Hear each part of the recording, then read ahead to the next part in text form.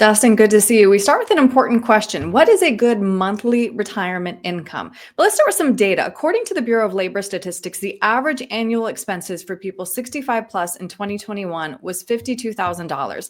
That comes out to about $4,000 a month. But of course, no two people are alike. So figuring out how much money you will need in retirement is going to depend on your lifestyle and your goals. But we do have a few prompts to help people get to that number. So the first one, you need to picture your ideal retirement and be as specific as possible.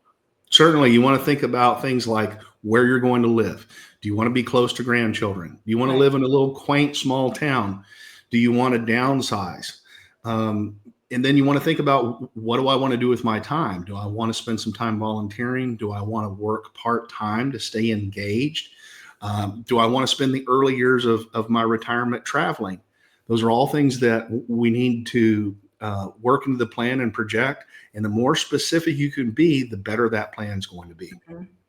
Next, you do need to know what you're spending now. So track your expenses and create a spending plan. And the absolute best way to do that is to look at your current spending. Yeah. Okay. Look at last year's spending, everything that came in, less your contributions to retirement plans, less your, payment of taxes, and whatever's left over, that's about what you didn't spend.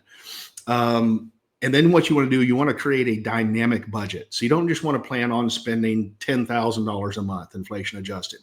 Go into your budget and look at things that you're spending money on right now that you expect will change. For example, are you going to get rid of principal and interest payments? Well, we need to project that changing in a dynamic budget. Mm-hmm. Are you supporting kids right now, maybe in college, that's going to go away? We want to project that expense going away.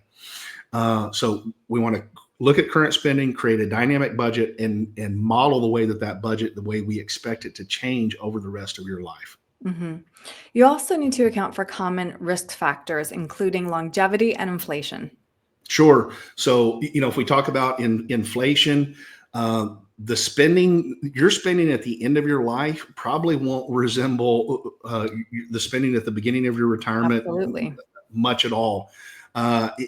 If we think about a 3% inflation rate, for example, with a 3% inflation rate, every 24 years, your purchasing power is cut in half. That means if we experience 3% inflation, 24 years from now, everything you're buying will cost twice as much. Okay. And then if we think about longevity, hey, if you're a married couple age 65 right now, at least one of those spouses has a 50% chance of living to at least age 92. Okay. People are living longer. That's a blessing, but it also increases the risk that you may outlive your retirement savings. So if we build a good plan and we look at that plan, stress test it, and right now, if we look at that plan and we don't have much confidence that the money is going to last the rest of your life and last easily, then we may want to look at some additional ways to add additional guaranteed income to your plan to supplement things like Social Security and pensions. Mm-hmm. And then next, of course, you do need to build a robust nest egg, but it also should be a tax diversified nest egg. I would say tax diversified and tax efficient. Yeah. Look, if you can make your investments more tax efficient, it effectively increases your return.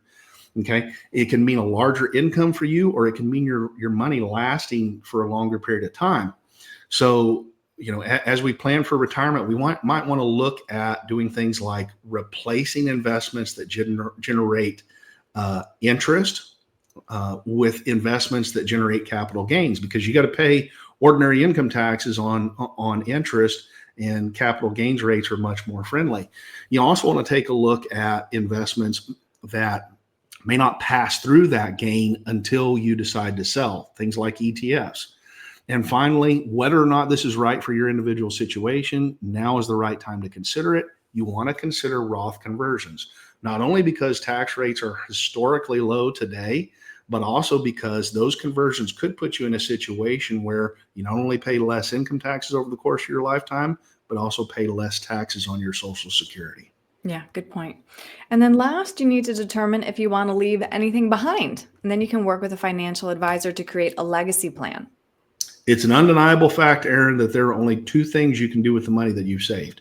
You can spend it, or you can give it away. Right. You can give it away while you're alive, or you can give it away after you're gone. Okay, so that means legacy planning should be part of any good retirement plan.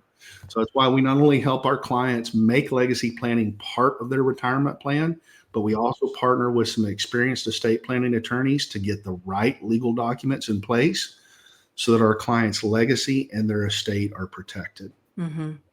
A lot to think about here to come to that number, which again is going to be unique to each person. So, Dustin, if somebody would like to crunch those numbers with you, what's the best way to reach you?